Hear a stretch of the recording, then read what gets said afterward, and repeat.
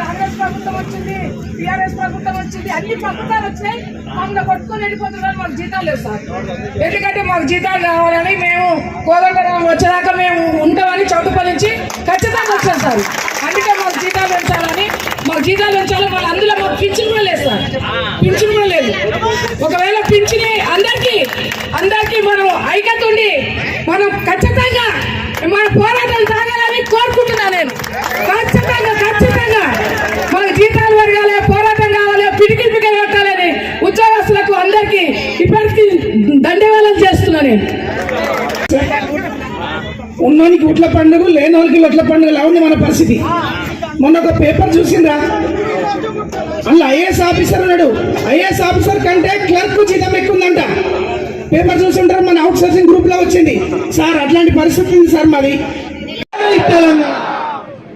దిగిరాని ప్రభుత్వాన్ని బిగించి అటు కూడా కొట్టండి. ఇటే కాదు, వేదిక మీద కాదు, ఫోటోగ్రాఫర్ మిత్రులు అటు కూడా కొట్టారు. 2 చేతులు 2 పిడికిళ్ళు. దిగిరాని ప్రభుత్వాన్ని, దిగిరాని ప్రభుత్వాన్ని, అవుట్ సోర్సింగ్ ఉద్యోగుల కోసం ప్రత్యేక కార్పొరేషన్, అవుట్ సోర్సింగ్ ఉద్యోగుల పట్ల ప్రభుత్వ నిర్లక్ష్య వైఖరి, ఉద్యోగుల ఐక్యత. Thank you.